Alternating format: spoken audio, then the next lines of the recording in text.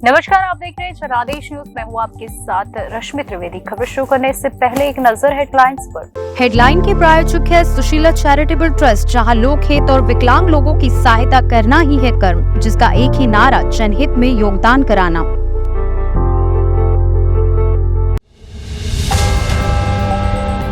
हमें बचाने के लिए काम कर रहे हो या झूठ बोल रहे हो? टूटने लगा सुरंग में फंसे 41 मजदूरों का धैर्य। छत्तीसगढ़ में बीजेपी और कांग्रेस को हराने की बागियों के पास ताकत, मगर जीत की गुंजाइश कम। बिहार में 4000 शिक्षकों की जाएगी नौकरी, कुछ दिनों में बेरोजगार हो जाएंगे गेस्ट टीचर। इस मुस्लिम देश का बड़ा ऐलान, युद्ध रुकने पर फिर से बनाएंगे गाजा की तबाह इमारतें।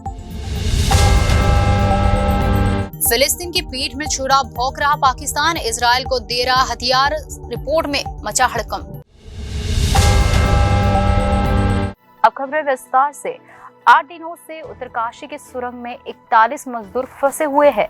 सुरंग के बाहर उनके परिजन सकुशल बाहर निकलने की दुआ कर रहे हैं, तो वही अब अंदर फंसे मजदूरों का धैर्य टूटने लगा है।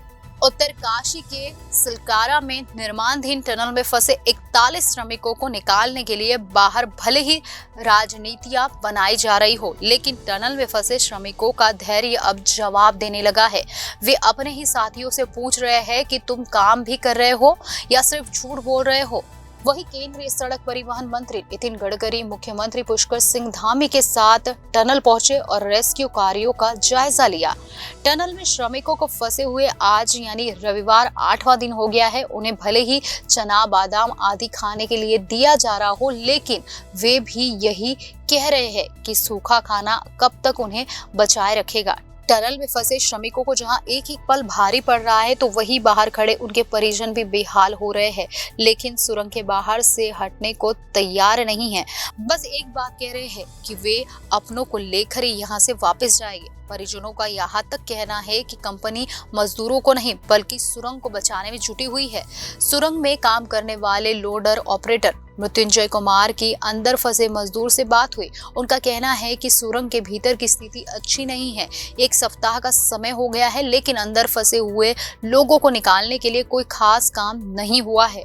उन्हें अपने साथियों को झूठ बोलना पड़ रहा है कि मशीन लगी हुई है और तुम्हें जल्द बाहर निकाला जाएगा। बाहर से बराबर उनका हौसला बढ़ाया जा रहा है, लेकिन अब उनके सब्र का बांध टूट रहा है। मृत्युंजय का कहना है कि अंदर फंसे साथियों को भी हालात का अंदाजा है, इसलिए वे भी जानते हैं कि बाहर खड़े लोग कितना झूठ बोल सकते हैं। उत्तरकाशी पहुंचे प्रधानमंत्री के पूर्व सलाहकार भास्कर खुलबे और पीएमओ के उप सचिव मंगेश ने मीडिया को बताया कि अब ड्रिलिंग के 5 साइट पर काम होगा। सिकलारा सुरंग में फंसे मजदूरों को निकालने के लिए अब पहाड़ के ऊपर से साइड से ड्रिलिंग होगी। वर्टिकल ड्रिलिंग के लिए 4 स्थानों की पहचान की गई है। वहां तक पहुंचने के लिए अस्थायी रास्ता बना दिया गया है। नए सिरे से रेस्क्यू कार्य शुरू किए जाने के बावजूद हालात को देखते हुए अभी 4 से 5 दिन का समय और लग सकता है। हालांकि ड्रिलिंग के लिए अस्थायी मार्ग तैयार कर लिया गया है, इसके बावजूद भी इसके बाद एक पॉकलैंड मशीन को ऊपर पहुंचाया गया है। वही राष्ट्रीय राजमार्ग और बुनियादी ढांचा विकास निगम लिमिटेड के निदेशक अंशु मनीष खलको का कहना है कि ऊपर से ड्रिलिंग के लिए वैज्ञानिक सर्वे के तहत लगभग 103 मीटर चौड़ाई वाले क्षेत्र से ड्रिलिंग की जाएगी। टनल के ऊपर से वर्टिकल ड्रिलिंग के साथ साइड से भी ड्रिलिंग करने की योजना है। इसमें ऊपर से 103 मीटर की चौड़ाई और साइड से ड्रिलिंग के लिए 177 मीटर की दूरी मिली है। ऊपर से ड्रिल कर मजदूर तक खाना और पानी पहुंचाया जाएगा, जबकि साइड से ड्रिलिंग कर उन्हें बाहर निकालने के लिए रास्ता बनाया जाएगा। विशेषज्ञों ने जहां वर्टिकल सुरंग बनाकर मजदूरों को बाहर निकालने का विकल्प सुझाया है, तो वही दूसरी ओर पुरानी ऑगन मशीन को भी चलाने की तैयारी चल रही है। बीते शुक्रवार को मशीन में कंपन आने के कारण उसे बंद कर दिया गया था, लेकिन शनिवार को मशीन पर भारी दबाव बनाने के लिए बड़े बड़े फोल्डर मंगाए गए। इसके बाद आज भी ड्रिलिंग का काम हो सकता है। छत्तीसगढ़ चुनाव की बात करते हैं। विधानसभा चुनाव की वोटिंग पूरी होने के बाद सरकार बनाने के लिए आंकड़ों पर नजर रखी जा रही है।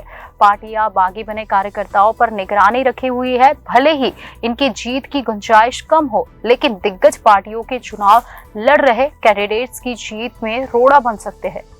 छत्तीसगढ़ में विधानसभा चुनाव के लिए मतदान पूरे हो चुके हैं। वोटिंग होने के बाद दिग्गज पार्टियों को यही डर सता रहा है कि चुनाव में बागी अपना असर दिखा सकते हैं। भले ही इन बागियों की भूमिका उम्मीदवार को हरवाने की, खेल बिगाड़ने में ज्यादा रहने की संभावना है, वे चुनाव जीतेंगे इस बात की गुंजाइश कम ही नजर आ रही है। छत्तीसगढ़ में विधानसभा की कुल 90 सीटें हैं।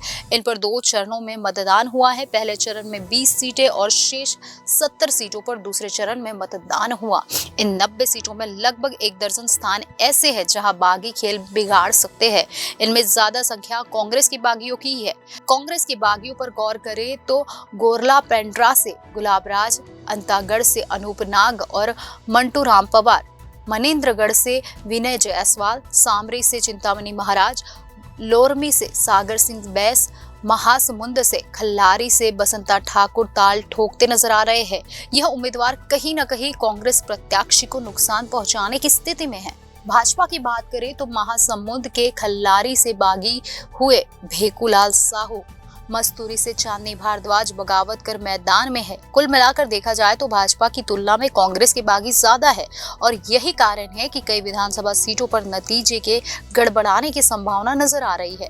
राजनीतिक विशेषज्ञों का मानना है कि छत्तीसगढ़ ऐसा राज्य है जहां के मतदाता दल बदल करने वालों पर या पार्टी से बागी बनकर चुनाव लड़ने वालों पर ज्यादा भरोसा नहीं जताते। अगर कहीं दल बदल करने वालों या बागी पर जनता ने भरोसा जताया तो वह 1 या 2 दफा ही चुनाव जीत पाया है। छत्तीसगढ़ की राजनीति में बड़ी संख्या में ऐसे उदाहरण हैं जिन्होंने उम्मीदवार न बनाए जाने पर बगावत की और दूसरे दल अथवा निर्दलीय होकर चुनाव लड़ा, तो उसके चलते उनका राजनीतिक भविष्य ही खतरे में पड़ गया। इस बार भी ऐसा ही होगा, यह संभावना कई ज्यादा है।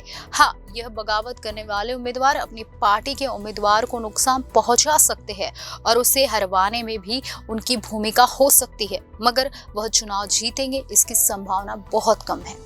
महापर्व छठ के बाद बिहार के विभिन्न स्कूलों में तैनात अतिथि शिक्षकों की नौकरी चली जाएगी। इसको लेकर अभी से ही निर्देश जारी होने लगे हैं। मुजफ्फरपुर में इसको लेकर डीओ ने आदेश भी जारी कर दिया है। माना जा रहा है कि छठ पूजा के बाद इनकी सेवा नहीं ली जाएगी। बिहार में बीपीएससी से पास 1.20 अभ्यर्थी शिक्षक बने हैं। विभिन्न विषयों के ये शिक्षक संबंधित स्कूलों में योगदान भी कर रहे हैं। भले ही छठ पर्व के चलते योगदान की गति धीमी है, पर एक सच ये भी है कि इन शिक्षकों को 21 नवंबर तक योगदान कर ही लेना है। इसके लिए विभाग के स्तर से सभी डीईओ को दिशा निर्देश दिया जा चुका है। इधर एक और जहां बीपीएससी से इतनी बड़ी संख्या में शिक्षकों की बहाली हुई है, दूसरी ओर सूबे के स्कूलों में कार्यरत हजारों अतिथि शिक्षकों की नौकरी चली जाएगी। जो अतिथि शिक्षक वर्षों से वेतन के रूप में प्रति माह मोटी रकम उठाते थे, वे चंद दिनों के अंदर सड़क पर आकर बेरोजगार की श्रेणी में खड़े हो जाएंगे। सरकार की अजब गजब नीति। दरअसल राज्य सरकार की यह पुरानी नीति है, यानी पुराना आदेश है, जिससे अब हजारों शिक्षक प्रभावित होने जा रहे हैं। कितनी अजीब बात है कि संबंधित विषयों के ये विशेषज्ञ अतिथि शिक्षक योग्य होने के बाद भी सड़क पर आने वाले हैं। बात यह है कि राज्य सरकार काफी पूर्व यानी अतिथि शिक्षकों की बहाली के दौरान ही क्लियर कर चुकी थी कि उनके विषय के शिक्षक की विधिवत नियुक्ति के साथ ही उनकी यानी अतिथि शिक्षक नौकरी चली जाएगी।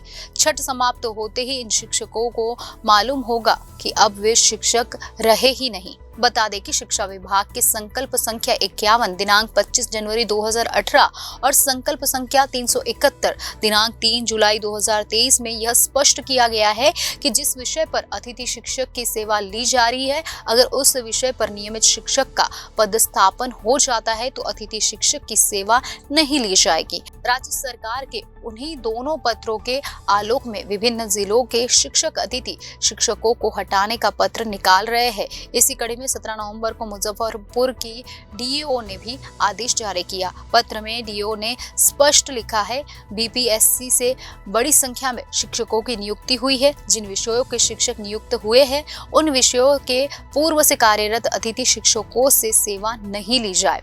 ये अतिथि शिक्षक सिर्फ माध्यमिक और उच्च माध्यमिक स्कूलों में कार्यरत है। इनकी संख्या करीब 4000 है। शिक्षा विभाग ने पत्रांक 25 के क्रम संख्या 5 में यह लिखकर स्पष्ट कर दिया है कि संबंधित विद्यालयों में शिक्षक की नियुक्ति होने तक ही अतिथि शिक्षक कार्यरत रहेंगे।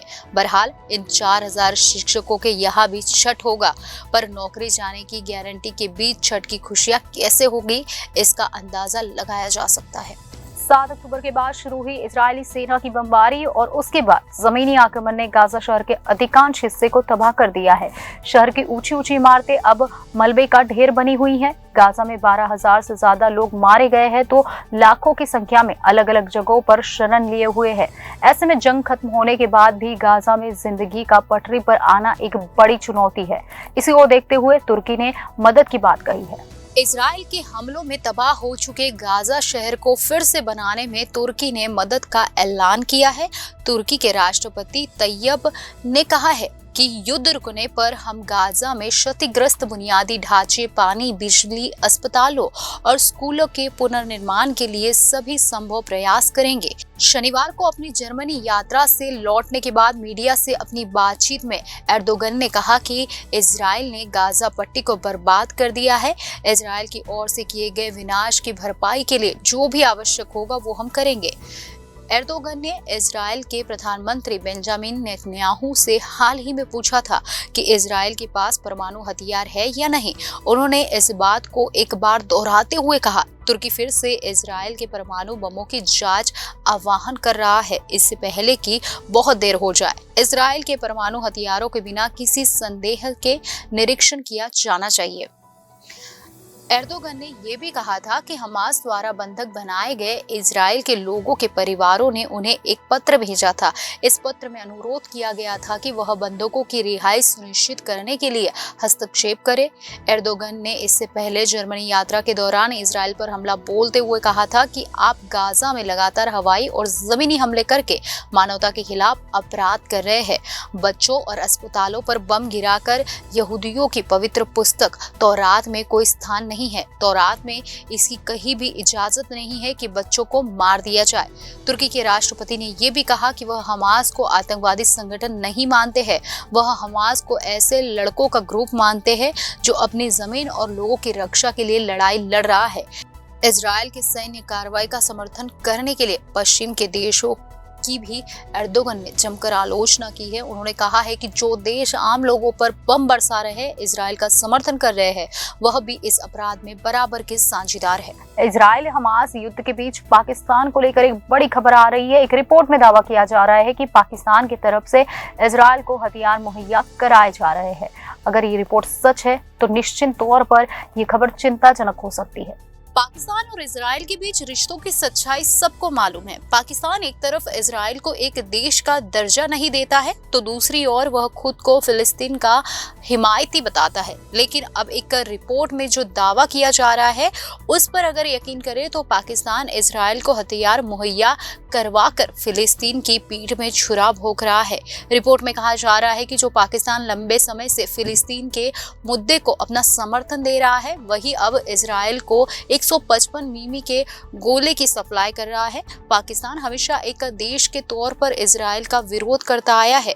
एक्स पर यानी ट्विटर पर एक अकाउंट में फ्लाइट टैंकर डेटा का हवाला देते हुए चौंकाने वाला दावा किया गया है। इसमें कहा गया है कि ब्रिटिश रॉयल एयरफोर्स के एयरक्राफ्ट के बहरीन से पाकिस्तान के रावलपिंडी में नूर खान बेस तक उड़ान भरी। इसके बाद यह एयरक्राफ्ट ओमान के रास्ते साइप्रस में एक सहयोगी बेस तक पहुंच गया। इस अकाउंट के दावे के मुताबिक साइप्रस में ब्रिटिश रॉयल एयरफोर्स का अक्रोटरी बेस हमास के साथ युद्ध के बीच इजराइल को गोला बारूद की आपूर्ति करने के लिए एक अंतर्राष्ट्रीय सैन्य केंद्र के तौर पर उभरा है। इजरायली अखबार की तरफ से इससे पहले भी एक रिपोर्ट में कहा गया है कि 40 से ज्यादा अमेरिकी transport aircraft, 20 British transport aircraft और 7 हैवी कार्गो हेलीकॉप्टर ने RAF के लिए उड़ान भरी थी और यह अक्रोटरी बेस तक उपकरण, हथियार और सेना ले जा रहा है। हार्तेज ने यह भी कहा कि नेगेव रेगिस्तान के पास दक्षिणी इजराइल के नेवातीम वायुसेना बेस पर उतरने वाले अमेरिकी विमान ने इजराइल की सेना के लिए हथियार पहुंचाए हैं। साथ ही साथ अमेरिकी विमान तेल अवीव ने बेन गुरियन हवाई अड्डे पर उतरते हैं और वह कई जरूरी चीजों के साथ बख्तरबंद वाहन भी लदे थे। पाकिस्तान दुनिया के उन कुछ देशों में से एक है जो इजराइल को मान्यता नहीं देता है। सन 1947 में जब पाकिस्तान का गठन हुआ था, उस समय पाकिस्तान ने फिलिस्तीन के लिए संयुक्त राष्ट्र विभाजन योजना के खिलाफ मतदान किया था। दूसरी ओर पाकिस्तान के पासपोर्ट के पिछले पेज का एक वार्निंग नोट लिखा होता है। इस नोट पर लिखा होता है कि यह पासपोर्ट इजराइल को छोड़कर दुनिया के सभी देशों के लिए वैध है। खबरों में आज बस इतना ही। आने वाली सभी खबरों को जानने के लिए आप जुड़े रहिए जनादेश न्यूज के साथ।